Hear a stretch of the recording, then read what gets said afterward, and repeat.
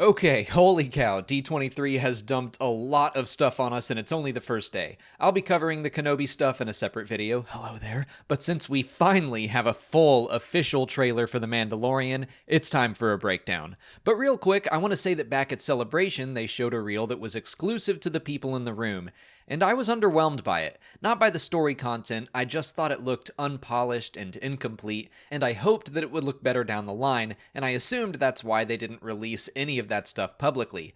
I'm so relieved to say that this trailer looked 1000% better than what was shown at Celebration. It has now removed all doubts I had about the series, minimal though they were. I'm just so relieved we have an actual, official, amazing looking trailer for this series. Okay, now let's get into actually breaking this stuff down. We open on a couple shots of stormtrooper helmets, half buried in the sand or mounted on spikes, a pretty grim image, but this is very clearly playing into Jon Favreau's vision of life after the Battle of Jakku.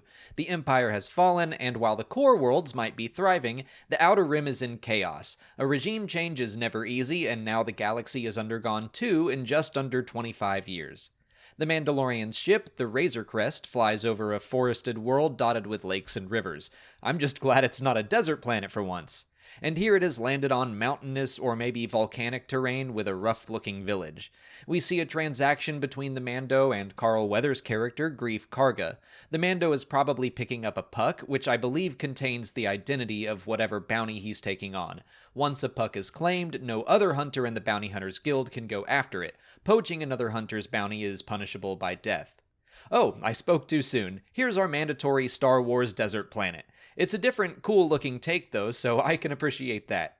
You gotta love a quick Evil Dead-style gear-up shot. I'm guessing that's a vibroblade in his boot, and look at the attention to detail on that prop. There's some Mandalorian script written on the hilt. The Mandalorian opens his ship out to what will probably be that forested world we saw earlier. Still in the forest, it looks like Gina Carano's character, Cara Dune, is out on this mission with our hero? Anti-hero? Whatever we're calling the Mandalorian. On another world, we've got, I think, an Ugnaught riding a blurg. According to some Funko Pop packaging, this character is named Queel or Cool or something, and I've heard he'll be voiced by Nick Nolte. He honestly kind of looks like Nolte. There was a shot of a blurg in the Celebration footage that I thought looked pretty rough, but it's looking far better now. The inclusion of the blurg reminds me of something Favreau said on the D23 panel, that this show will have something for everyone. You don't need to have seen any Star Wars stories before to follow these characters, but whether you're a fan of the originals, the prequels, the sequels, the animated shows, or Legends, there will be plenty of stuff for us to enjoy and unpack. This exact shot of a winking Twi'lek was also in the Celebration footage, and again, it looked real rough, like she was obviously on a green screen. This shot again is a vast improvement over what I recall from back in April.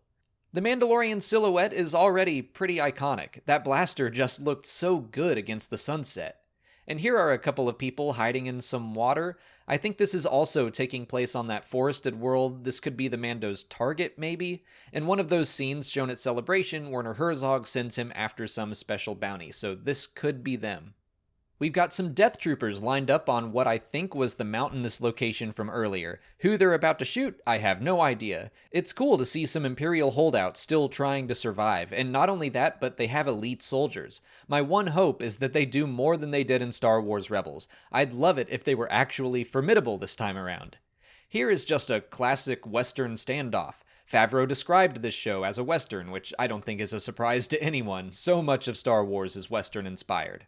Here's Giancarlo Esposito's character, who I assume is in charge of the Death Troopers, and there are some Stormtroopers over his other shoulder. It's interesting because Werner Herzog's character is also ex-Imperial, so I'm wondering if there will be various Imperial factions, like the Warlords of Legends.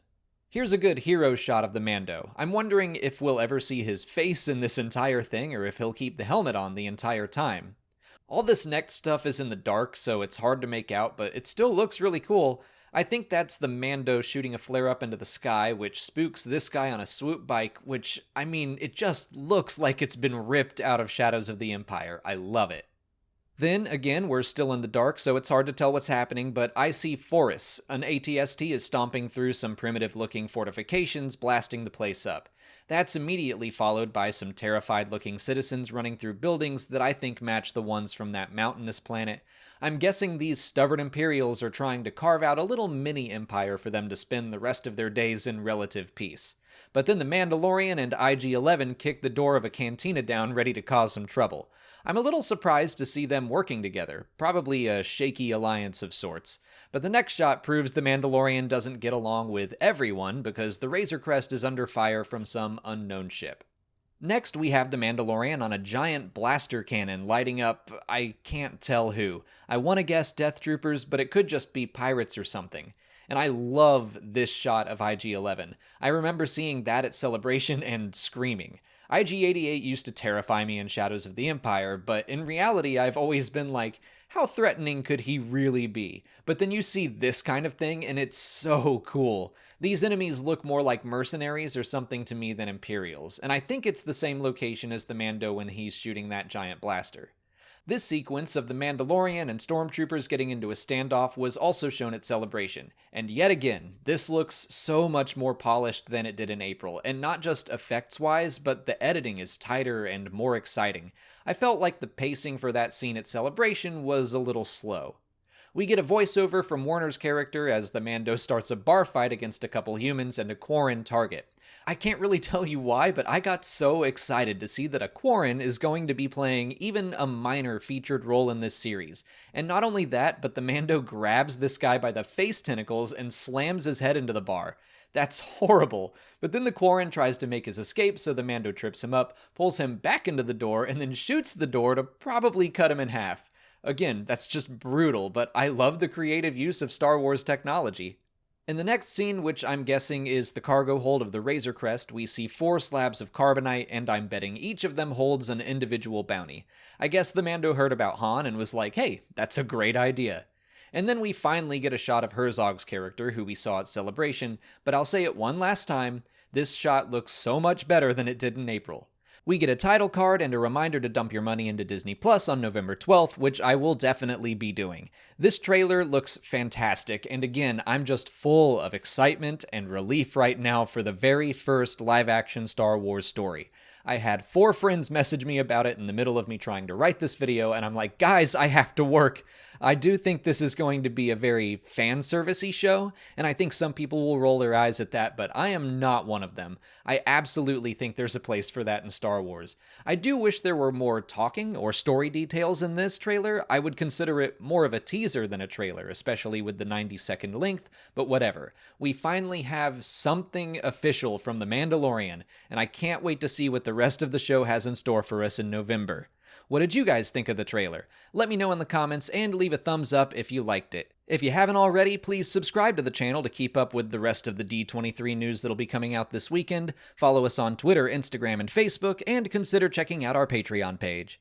As always, thanks for watching, and may the Force be with you.